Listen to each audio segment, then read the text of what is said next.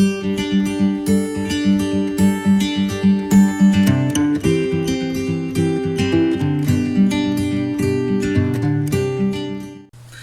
good morning everyone, and welcome to our third week in English. So we're finally in the third week. Time flies so fast, and I hope that you're all doing well in your homes, and I hope you've learned already a lot in English. Okay? Now for our lesson today, before we go to our lesson today, let's go to our lesson last week. Now last week we talked about what? We talked about the APA InText citation or the APA citation. Okay, it's important for us, again, it's important for you as students to learn citation because it acknowledges the authors or the people who are behind the idea that you are trying to present. Okay? So I hope that you know already the basics of in-text citation.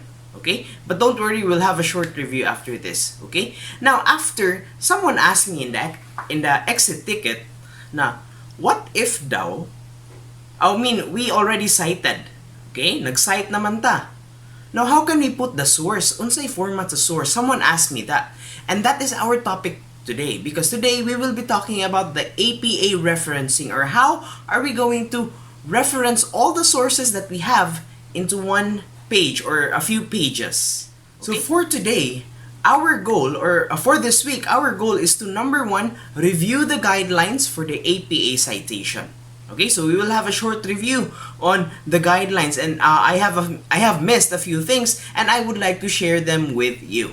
Okay. Number two, reference the work cited in sample text. Okay, so we will have sample text, and then you're going to make a reference.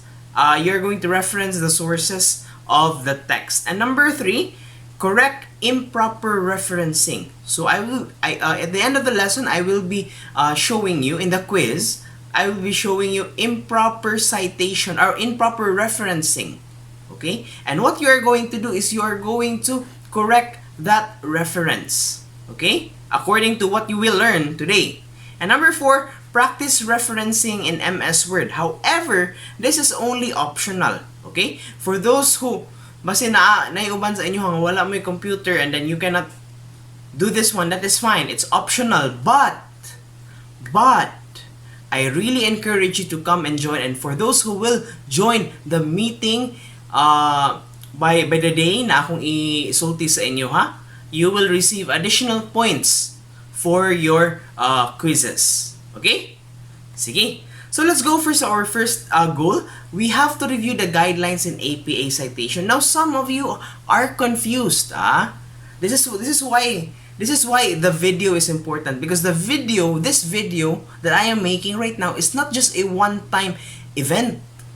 You can play it again. Pwede ninyo balik-balikan og tanaw until makasabot mo. Wala mo kasabot, tanaw balik sa YouTube. That's it. That's the purpose of this. Okay? So I hope if you do not understand, balikon gud ninyo, because this is what happened in the quiz. Dira pa mo naka-realize kung unsa ang sakto pag humana niyo answer sa quiz. Kay hala maudi ay ito, hala maudi ay na. Oh, di ba? So I hope you have learned your lesson and tanawon gud ninyo balik ang mga videos na akong gipang post. Okay? Now let's have a short review on our APA citation. Now always remember that the citation should always mention the author's last name and the year of publication. Magkuyog yun ni silang duha. They are like husband and wife.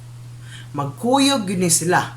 Magkuyog yun ang author's last name ug ang year of publication. Like for example, here in our sentence, in our example, we have here Montes 2020 and Lasap 2003. Magkuyog yun na sila whether isud sila og parenthesis or if narrative ang iyang pagsulti. When I say narrative author, that means ang author na siya sulod sa sentence. Kaya na may uban citation nga ang author ila ipagawa sa sentence, dili nila i-appeal ang author, but then appeal gyapon siya sa citation with the rounded parenthesis. Okay? Now, sige, sumao na ha, remember that one. Magpuyog yun ang author's last name and the year of publication. Now, when we cite short quotations, direct quotations, that means inyong gilift from the source to your paper or to your article, you need to include the page number or the paragraph number if the page is not present. Okay? So make sure if directly quoted siya, inyong gi-lift from one source to your paper, you have to include, aside sa aside sa manag-asawa, katong author's name o ang date of publication, you also need to include the page number. Okay? Remember that. Include the page number, and kasagaran ang page number ato gina dito sa tumoy. Sa tumoy of the quotation. Okay? Like, let's say for example here, she said, comma, API citation is a challenge, and then open close parenthesis, Montes, comma, 2020, comma, page 3, and then period. Okay? Now let's say in another example, LASAP, open close parenthesis, 2003, kaya apil man si LASAP sa sentence. So after sa name, open close parenthesis, di ba, magkuyog man ni sila pirmi. Open close parenthesis, year of publication, and then after the year of publication, comma, and then said, unsa man ang direct quotation, ibutang ninyo. So for example, APA citation is easy when you know the guidelines. And then you close the quotation, and then open close parenthesis again, and then the page number, and then period. So mao na siya if direct quotations. But what if you have summarized? What if you have summarized? Unsay mahitabo? Or summarized or paraphrased? Inyong giusap ang mga words sa katong idea na inyong kuhaon kay para dili na mo original siya gikan sa inyo ha. So what will happen is that you're going to include the author's last name and the year of publication only. So mauna wala na ilabot ang page number. So masayon siya. So di ba mas nindot yun if paraphrase or inyo i-summarize. This is why it is important for you to paraphrase or summarize the information because dili na siya kinahanglan og page number, and it's a very easy task for you because you're just going to write the author's last name and the year of publication, and that's it. Mahuman na mo. Let's say for example here, in our example, the article talked about the difficulties they have in APA InText citation, open close parenthesis, Montes, comma, 2020, period. So ang kana siya, it's already a summarized or a paraphrased, it's paraphrased from Montes' idea. Or for example here, the guidelines are very important in APA InText citation, open close parenthesis, LASAP 2003. Okay? Ang katong idea ni LASAP inyong gi paraphrase or inyong gi summarize. So ang kinahanglan na lang is the author's last name and the year. Okay? Sige. Let's go to our next slide.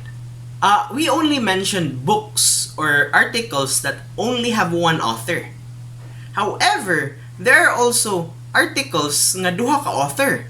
And there are also articles and journals and books that have more than 2 or napay 3 or more. So what are we going to do with the citation?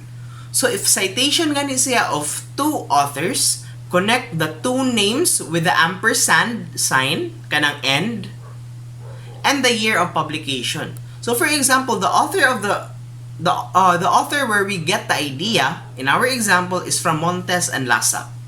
So unsa tong buhaton? So after we quote or after we paraphrase, dapat magkuyog ang duha ka last name. So Montes and then end sign kana ampersand and then LASAP, dayon ang year of publication. And then if direct quotation nagyoy page number. Pero if dili siya direct quotation, if it's a summary or it's a paraphrase, then no need for the page number. Okay? Now, Sir Kevin, what if 3 or more?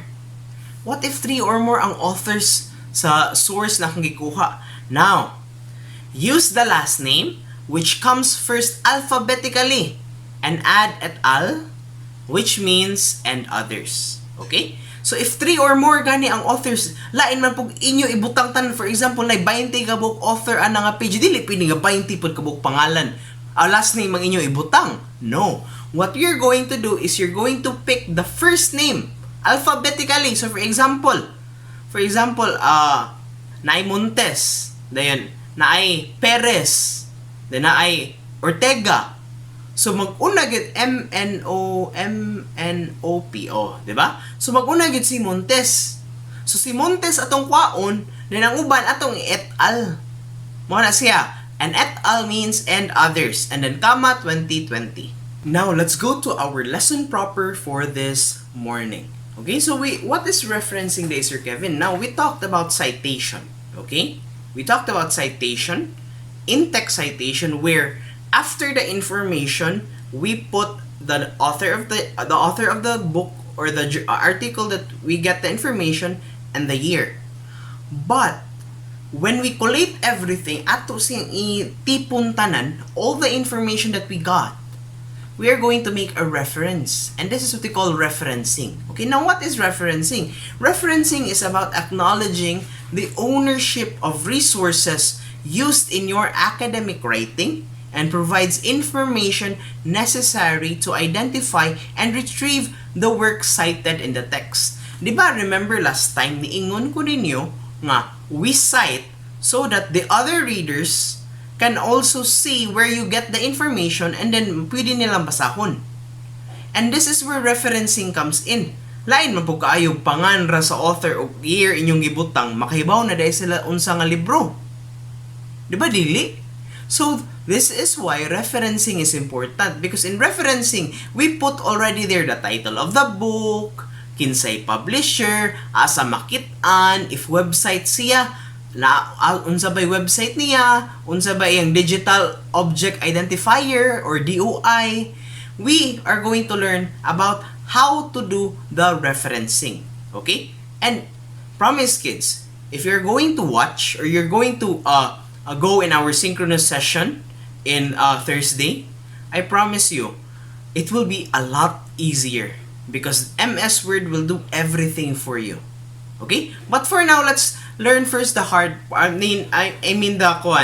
the process of how to make the referencing. Okay? Now for referencing, I have collated 4 major sources of information where you can get your information. Okay? So we have here books and ebooks. We have here journal articles. And we also have here newspaper and magazine articles. And we have the websites. Okay? Kasagaran websites magud kasagaran sa, especially here online the websites yung kasagaran. But we are going to learn how we are going to do this referencing. Okay? Now let's go first to our books and ebooks. Okay?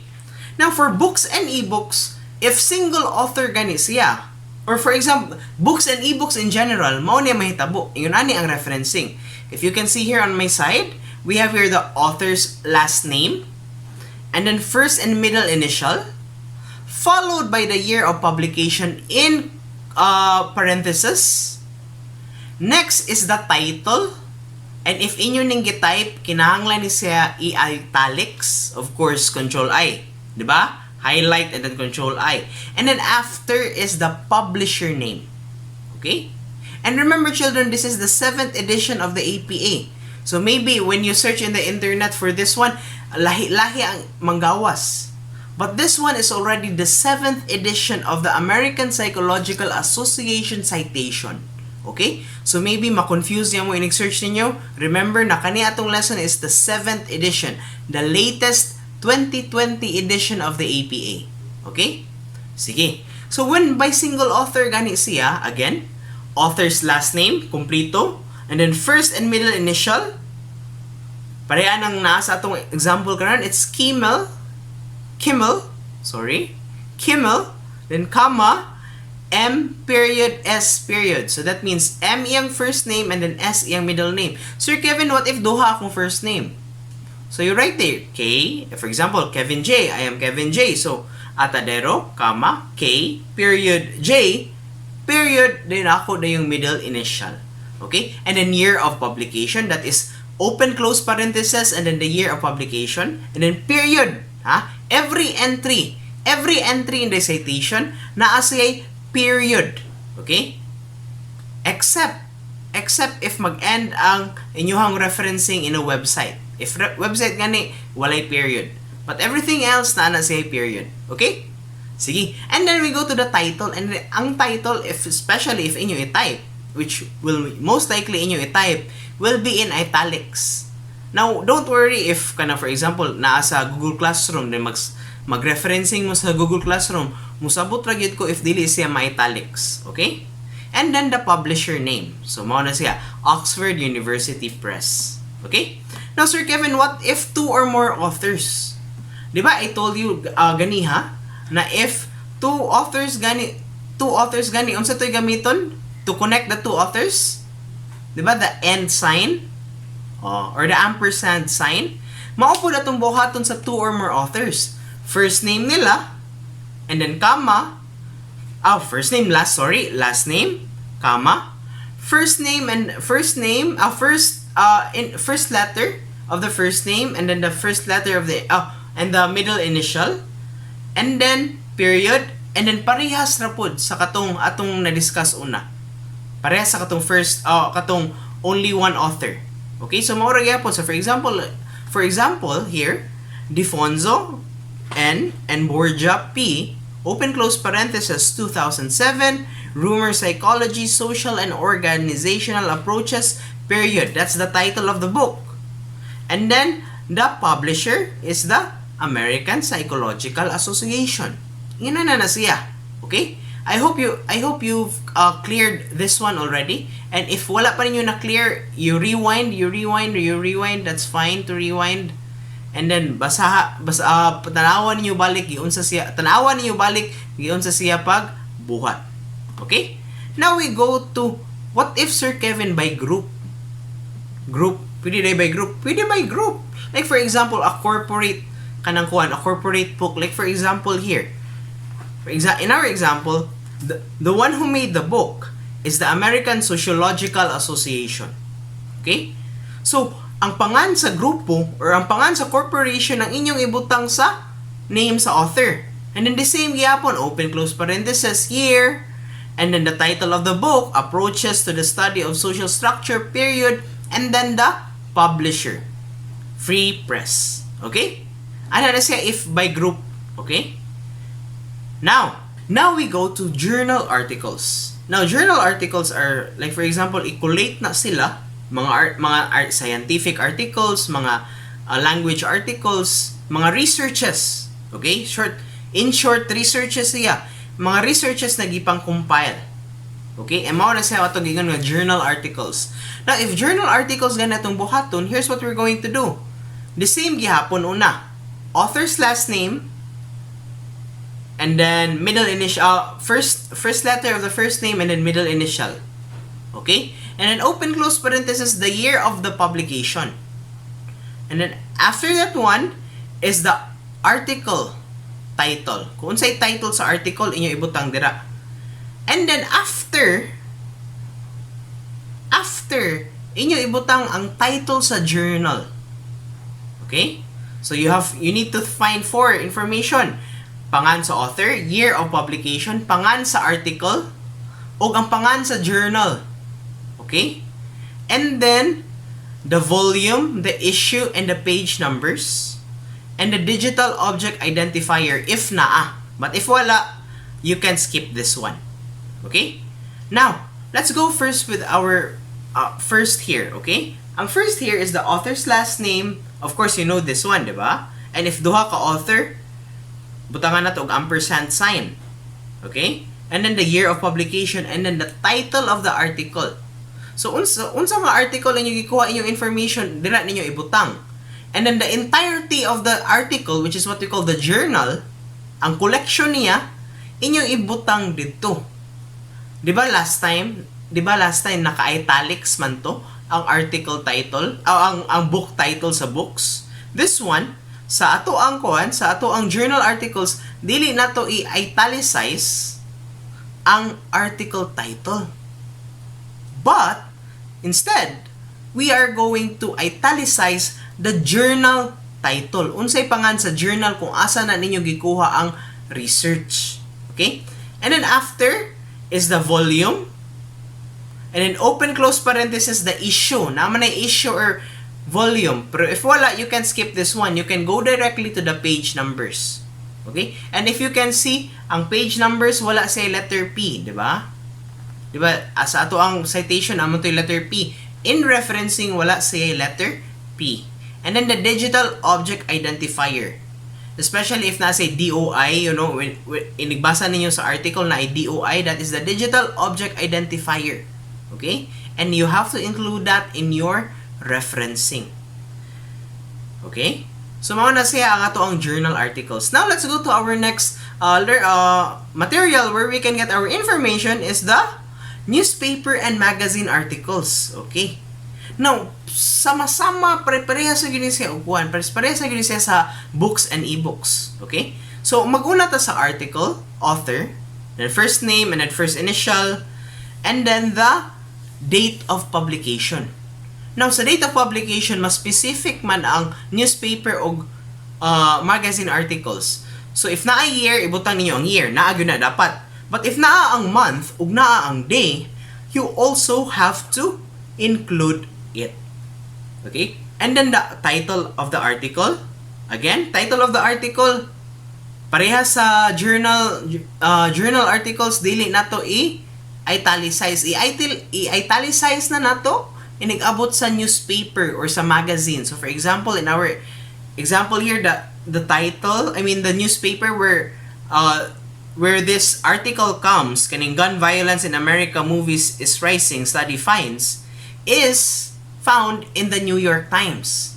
So ang New York Times atong i-italicize. Okay? But the article title dili nato i-italicize. Now if online ninyo gikuha, please add the URL address at the end of the name of the newspaper of publication.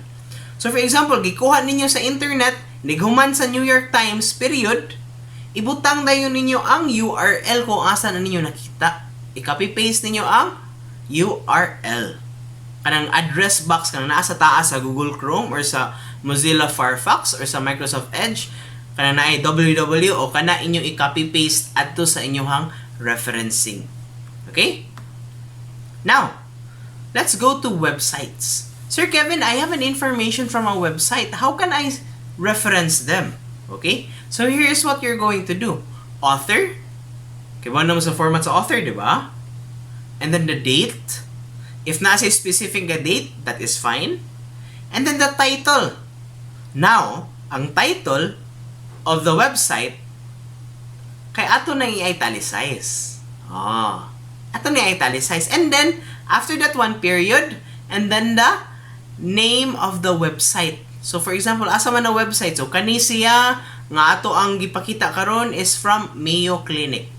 Then, period. Then, after the period, you copy-paste the URL in the referencing box. Okay? See, so sayon rasa? Sayon or lisod-lisod gamay? Don't worry. We are going to have exercises and I will try my best to provide you good exercises para ma-practice ninyo inyong referencing. Okay? Now, don't worry if you are having a hard time with the manual. We're going to have a synchronous session on the digital in-text citation and referencing. How can we do the digital in-text citation and referencing? Join us this Thursday para makabalo mo unsaon siya pag citation and referencing through MS Word. Okay? So, let's have a recap. Let's have a recap of our class today. So, first, we reviewed on the in-text citation. Katatong previous nga lesson, natay gipangdungag, natay gi-review pod. And number 2, we had a definition of referencing, which is acknowledging your sources. Same ra gyapon siya sa citation. Number 3 is the guidelines in referencing various materials. So we have 4 materials that we have referenced, which is the number 1, ano sa to? Books and ebooks. Number 2, we also reference journal articles. Number 3, we also reference newspaper and magazine articles. And number 4, information from websites. Very good. And finally, online in-text citation and referencing in MS Word. So join us this Thursday if you are interested, and plus points plus points sa mga pill sa ato ang synchronous session this Thursday. I hope you have learned something today. If you have questions and then naapa within your time, please, I beg you, you call me in Messenger. If time ninyo. Okay? So for example, I have my Fleming at 8:30 to 9:30. And then tanaw ninyo ani, naglibog yapon mo, then please call me in Messenger and I will answer you. Okay? I will answer you. Do not worry yun nga, hala basin masuko niya si sir kung tawagan. Dili ko masuko basta within ra gyud sa inyong time. Ayan lagi mo panawag alas 5, alas 6. Ha? Okay. If you have questions, please ask me and I will gladly help you. And if you have questions also, you can also put it in the exit ticket and I will answer your questions in the exit ticket on the next day.